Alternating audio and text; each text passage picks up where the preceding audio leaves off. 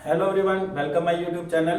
तो स्टूडेंट्स, आज मैं बहुत ही इंपॉर्टेंट कंटेंट लेके आया हूँ ट्रिग्नोमेट्रिक आइडेंटिटीज का। ठीक है, ये मैथमेटिक्स के अंदर है। तो क्लास 11th और क्लास 12th में मैथ के अंदर ट्रिग्नोमेट्री का जहाँ पे यूज होगा वहाँ पे हमें ये ट्रिग्नोमेट्रिक आइडेंटिटीज की जरूरत पड़ेगी। ठीक है, तो आप एक काम करना, ध्यान से इसको समझना, और यहाँ से आपको समझ नहीं आता है तो आप पूछ सकते हो। नहीं तो पेपरों में पता क्या होगा कि पूछ ले कि tan x प्लस वाई का क्या होता है, तो आप लिख दोगे tan x माइनस वाई का। ठीक है, तो आपको कैसे सॉल्व आउट करना है तो वो आपको देखने की जरूरत है। तो आई होप कि आपको समझ आएगा, अच्छे से समझाने की कोशिश करूंगा। तो बात करूंगा सबसे पहले मैं साइन थीटा की। ठीक है, साइन थीटा।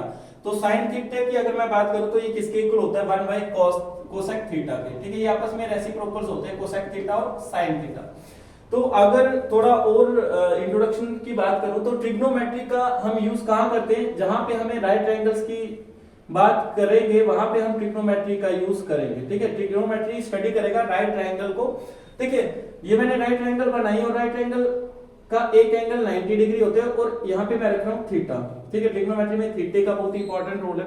और थीटा बेसिकली हमारे पास होता है एंगल। ठीक है, ये जो थीटा होगा ये क्या मेजर करेगा, एंगल को मेजर करेगा। और ट्रिग्नोमेट्री के अंदर राइट एंगल की स्टडी की जाएगी। अब बात करें कि ये साइड ए है, ये साइड बी है, ये साइड सी है। तो ट्रिग्नोमेट्री के अंदर इस ट्राइंगल के कितने रिलेशन बनेंगे इनकी साइड्स का। तो फर्स्ट में बात करूं तो आप a ओपन b लिख सकते हो।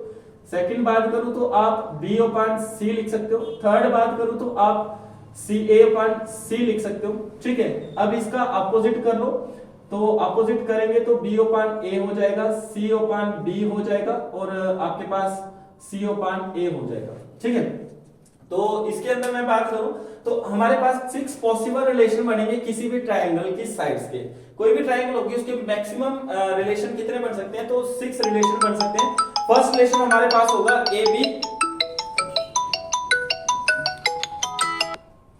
फर्स्ट रिलेशन होगा मेरे पास a ओपन b। तो अगर मैं बात करूं कि ये वाली साइड, इसको बोलते हैं साइड अपोजिट टू थीटा और इसको बोलते हैं साइड एडजेसेंट टू थीटा। ठीक है, एक साइड अपोजिट होती है और एक साइड हमारे पास एडजेसेंट होती है। तो जो एडजेसेंट होगी इसको मैं बात करूंगा बेस की, और जो साइड अपोजिट होगी उसकी बात करूंगा मैं परपेंडिकुलर की। ठीक है, और हाइपोटेन्यूज ही रहता है।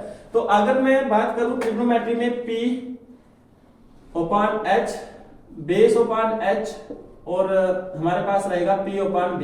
तो p दैट मींस परपेंडिकुलर। ठीक है, तो side opposite to theta, side adjacent to theta, side opposite to theta. ये हाइपोटेन्यूज रहता है, ये हाइपोटेन्यूज रहता है और ये साइड एडजेसेंट टू थीटा रहती है, जिसको हम बोलते हैं बेस। ठीक है, बेस किसके बराबर रहता है, साइड एडजेसेंट टू थीटा। ठीक है, तो ये 6 पॉसिबल रिलेशन बन सकते हैं किसी भी ट्रायंगल की साइड्स के। अगर मैं a की बात करूं तो a हमारे पास हाइपोटेन्यूज है और b हमारे पास परपेंडिकुलर है। ठीक है, b हमारे पास क्या है, परपेंडिकुलर है, यहाँ पे side opposite to theta, hypotenuse upon perpendicular. ठीक है, उसके बाद ये बन जाएगा मेरे पास परपेंडिकुलर अपॉन हाइपोटेन्यूज, और परपेंडिकुलर अपॉन हाइपोटेन्यूज कंसीडर करता है साइन थीटा को। ठीक है, अगर मैं बेस अपॉन हाइपोटेन्यूज की बात करूं तो ये बात करेगा कॉस थीटा की और ये बात करेगा tan थीटा की। और जो आपके पास सेक थीटा होता है, कोसेक थीटा होता है, कॉड थीटा होता है, ये आपस में रेसिप्रोकल होते हैं। जैसे कोसेक साइन का होगा, सेक आपका कॉस का होगा और कॉट आपका tan का होगा। ठीक है, तो साइन थीटा की अगर बात करूं तो इसको बोलते हैं 1 बाय कोसेक थीटा। अगर मैं बात करूं कॉस थीटा की तो कॉस थीटा हो जाएगा 1 बाय सेक थीटा। अगर मैं tan थीटा की बात करूं तो tan थीटा का 1 बाय कॉट थीटा भी होता है और उसके बाद हमारा ये साइन थीटा अपॉन में कॉस थीटा भी होता है। ठीक है, उसके बाद अगर कॉट थीटा की बात करूं तो कॉट थीटा हमारे पास होता है 1 बाय tan थीटा और साथ में ये cos theta upon sine theta भी हो जाता है। उसके बाद अगर मैं बात करूं सेक थीटा की तो सेक थीटा रेसिप्रोकल है cos थीटा का, तो यहाँ पे आ जाएगा 1 बाय cos थीटा। और कोसेक थीटा की बात करूं तो ये मेरे पास आ जाएगा 1 बाय sin थीटा। क्यों, क्योंकि ये आपका कोसेक थीटा sin थीटा का रेसिप्रोकल है। ठीक है, और sin थीटा कोसेक थीटा का रेसिप्रोकल है। ठीक है, ये थे कुछ बेसिक जो 10th में आपके यूज होंगे। और उसके बाद अगर एक और बात करूं मैं ट्रिग्नोमेट्रिक आइडेंटिटीज की, ट्रिग्नोमेट्रिक आइडेंटिटीज की बात करूं जो क्लास 10th में आपकी यूज होती है ट्रिग्नोमेट्रिक आइडेंटिटीज, तो भाई आपको सिर्फ एक आइडेंटिटीज याद रखनी है, cos sin square theta plus cos square theta is equal to 1। ठीक है, sin square theta plus cos square theta is equal to 1। तो ये अगर मेरे को दूसरी निकालनी होगी तो मैं इसको डिवाइड करूंगा, इसको फर्स्ट मान लेते हैं, dividing sin square theta plus cos square theta is equal to 1 by sin square theta. तो जब मैं sin स्क्वायर थीटा से इसको डिवाइड करूंगा तो मेरे पास आ जाएगा 1 plus tan square theta is equal to cosec square theta. ये मेरे पास आ जाएगी सेकंड आइडेंटिटी। और थर्ड आइडेंटिटी को cos स्क्वायर थीटा को से डिवाइड करूंगा इस पूरी होल इक्वेशन को, तो मेरे पास आ जाएगा यहाँ पे आ जाएगा आपके पास cot स्क्वायर थीटा, और यहाँ पे आ जाएगा मेरे पास tan square theta plus 1 is equal to sec square theta. ठीक है, अब ये आइडेंटिटी बनती कैसे, ध्यान दो, sin square theta plus cos square theta is equal to 1 dividing by cos square dividing by sin square theta. ठीक है, इसको मैं sin स्क्वायर थीटा से डिवाइड कर रहा हूं इस पूरी इक्वेशन को, तो मेरे पास आएगा sin square theta upon sin square theta is equal plus cos square theta upon में sin स्क्वायर थीटा और is equal to 1 by sin square theta. भाई ध्यान दो, sin से sin गया 1 plus cos upon sin cot, तो cot square theta is equal to 1 by sin square theta is equal to cosec square theta.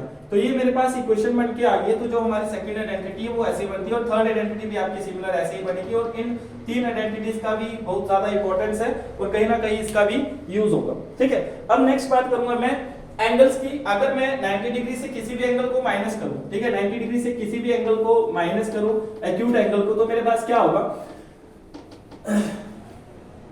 जैसे मैं बात करूं sin 90 minus theta is equal to cos theta. ठीक है, उसके बाद cos 90 minus theta is equal to sin theta.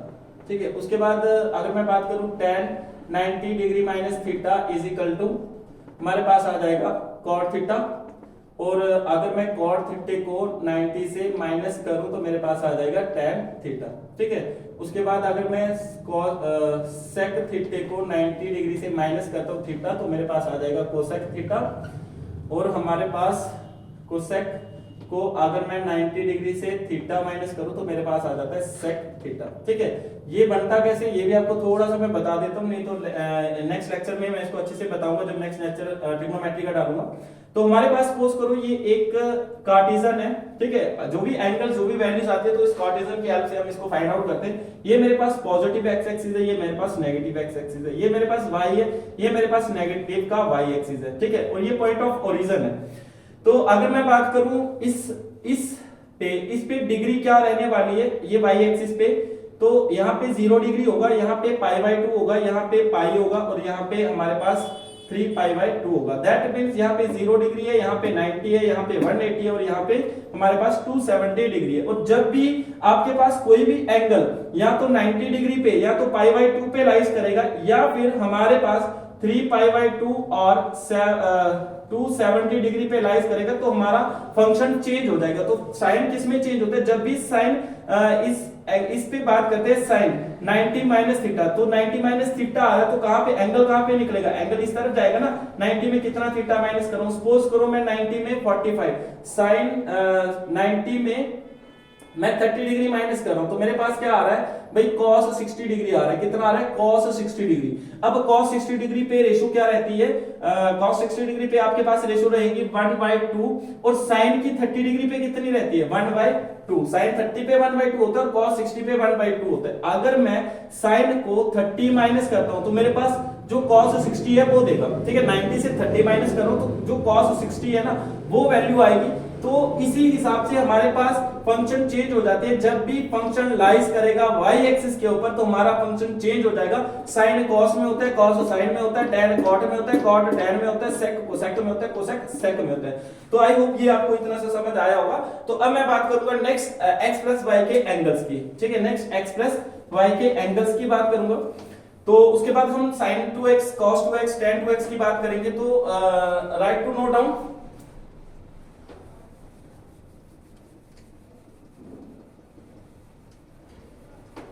अब next मैं बात करूंगा sin x plus y cos x plus y के फॉर्मूलों की। ठीक है, तो cos x प्लस y और sin x plus y class 11 तक है और ये बहुत ही इंपॉर्टेंट है। आपका इनके बिना 3.3 नहीं निकलेगा। आपका 12th में जहां पे ट्रिग्नोमेट्री का यूज होगा, यहाँ पे आपका डिफरेंशिएशन का, इंटीग्रेशन का यूज होगा, वहां पे इन फॉर्मूलों की, इन आइडेंटिटीज की जरूरत पड़ेगी।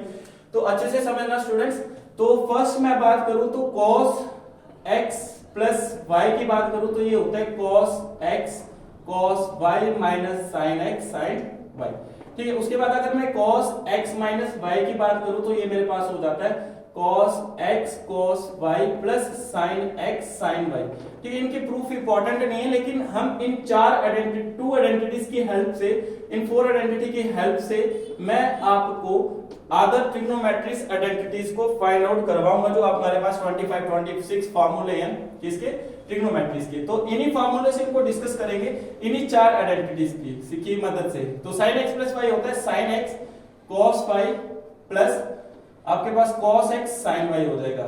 ठीक है, उसके बाद हमारे पास sin x माइनस y हो जाता है भाई sin x cos y minus cos x sin y। ठीक है, अभी ध्यान दो, देखो cos x प्लस y जो फॉर्मूला है, ठीक है, वो किसमें चेंज होता है, cos x cos y same रहता है, cos अपने साथ क्लोन बनाता है cos x cos y, लेकिन अगर पॉजिटिव में होगा तो ये नेगेटिव में हो जाएगा। अगर मैं बात करूं नेगेटिव की तो नेगेटिव वाला पॉजिटिव में हो जाता है। साइन की बात करूं तो साइन के साथ cos भी लगता है, क्योंकि जो साइन है ना वो अपने साथ cos को भी लेगा, ये नहीं है कि उसको अकेला छोड़ देगा। ठीक है, cos और साइन को नहीं लेता है, cos जब जोड़ा बनाएगा तो cos के साथ ही बनाएगा, लेकिन sin जब जोड़ा बनाएगा तो किसके साथ बनाएगा, cos के साथ। तो sin x cos y plus cos x cos y, तो इसमें cos x sin y, और इसमें जो पॉजिटिव है तो यहाँ पे भी पॉजिटिव रहेगा, लेकिन हमारे पास sin x के साथ cos y आ जाएगा और cos x के साथ sin y आ जाएगा। अगर sin x माइनस y है, बीच में x और y नेगेटिव है, नेगेटिव का साइन आ रहा है तो यहाँ पे भी नेगेटिव का आएगा, लेकिन बाकी एज इट इज रहेंगे। तो आई होप कि आपको दो समझ आए होंगे, इनका प्रूफ मैं डाल दूंगा।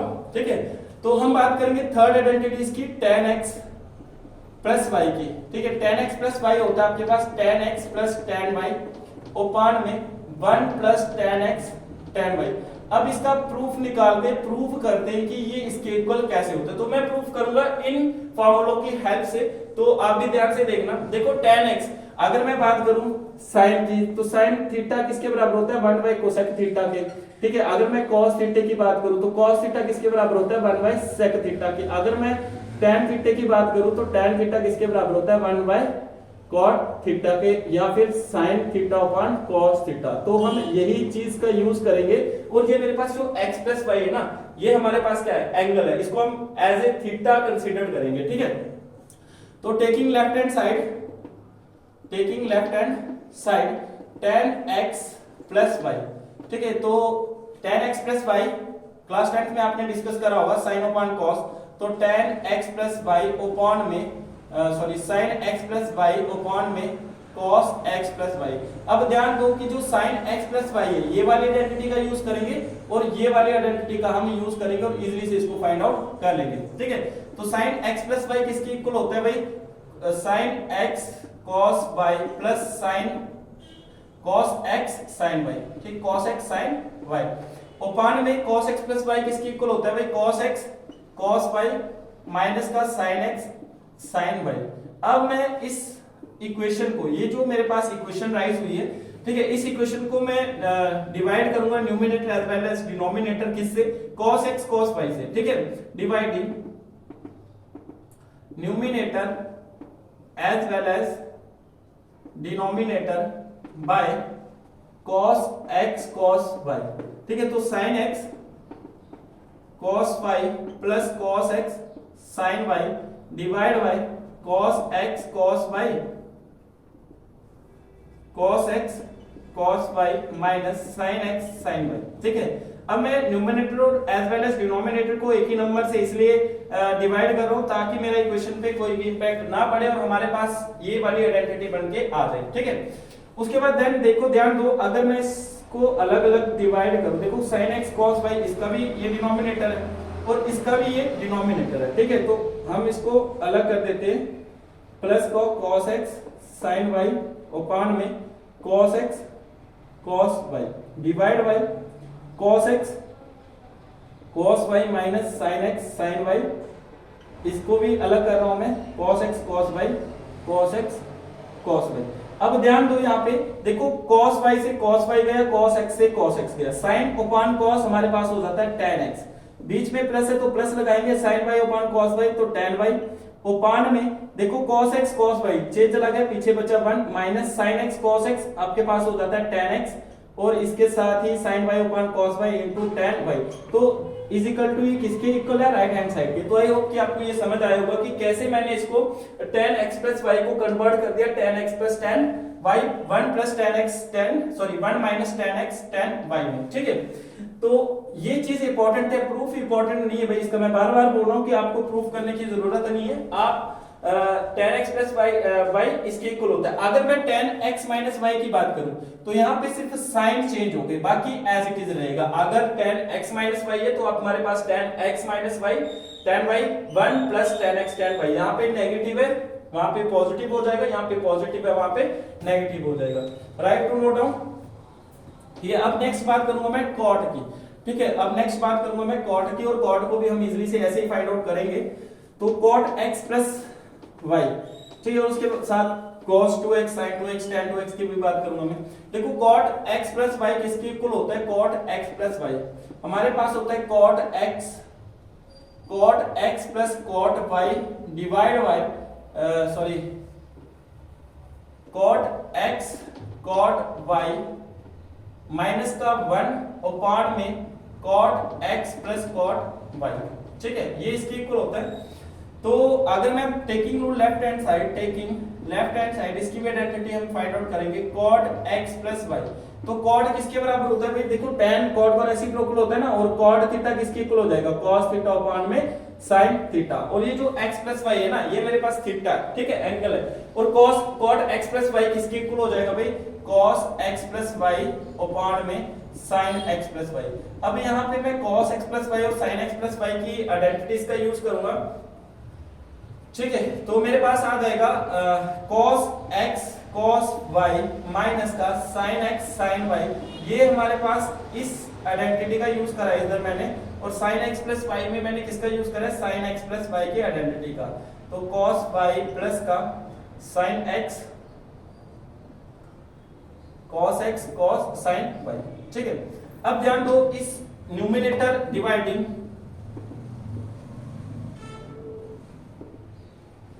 sin x sin y numerator as well as denominator, ठीक है।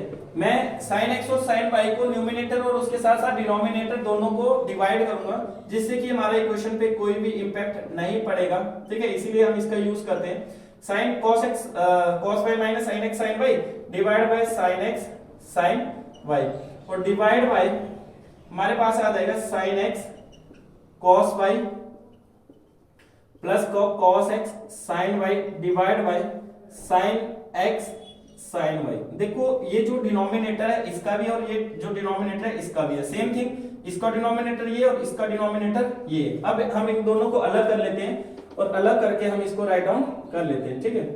देखते हैं कि आगे क्या आता है। देखो cos x cos y, तो हमारे पास आ जाएगा cos x cos y उपान में sin x sin y minus का sin x sin y उपान में sin x sin y, ठीक है, डिवाइड बाय हमारे पास आ जाएगा sin x sin cos y उपान में sin x sin y, ठीक है, बीच में प्लस है cos x sin y और हमारे पास आ जाएगा sin x sin y, ठीक है। अभी ध्यान दो, देखो sin x sin y ये दोनों कट जाएंगे तो इधर आ जाएगा 1, ये तो नहीं कटेंगे। उसके बाद देखो sin x कटेगा, sin y कटेगा, ठीक है। तो हमारे पास बचेगा क्या, cos x उपान sin x, ये होता है हमारे पास cot x, cos y उपान sin y, ये होता है cot y, और यहाँ पे बचा है माइनस का 1, और डिनोमिनेटर में cos y उपान sin y cot y, और उसके बाद cos x plus sin x plus cot x, ठीक है। तो हमारे पास जो cot x प्लस y की आइडेंटिटी थी cot x cot y minus 1 cot x plus cot y, ठीक है। तो cot y plus cot x इसका कोई चक्कर नहीं है, क्योंकि दोनों पॉजिटिव में, आप cot x को पहले लिख सकते हो और cot y को बाद में भी लिख सकते हो, उसका कोई इशू नहीं आएगा। क्योंकि अगर आप पहले x लिखोगे तो आपको फॉर्मूला में कोई दिक्कत नहीं आएगी, कोई प्रॉब्लम नहीं आएगी, ठीक है, क्योंकि साइन पॉजिटिव है। अगर मैं cot x को पहले लिखूं या बाद में लिखूं, उसका कोई भी मेरे पास इक्वेशन पे इंपैक्ट नहीं पड़ेगा, क्योंकि दोनों साइन कितने पॉजिटिव है।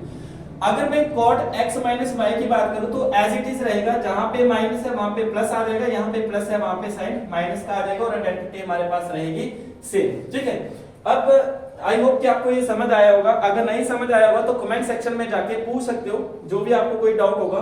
तो नेक्स्ट लेक्चर में हम बात करेंगे sin 2x वाले फार्मूले की, ट्रिग्नोमेट्री के 2x के फार्मूले की, और उसके साथ साथ ही मैं आपको 3x का भी करवा दूंगा। और देन उसके बाद हम c प्लस डी के फार्मूले पढ़ेंगे और हमारे पास कंप्लीट हो जाएगी ट्रिग्नोमेट्री की आइडेंटिटीज। ठीक है, आई होप कि आपको समझ आया होगा। अगर समझ आया तो वेल एंड गुड, नहीं आया तो फिर से आप मेरे को पूछ सकते हो कहीं से भी, अगर कोई डाउट आपको राइज होगा। ठीक है, थैंक यू।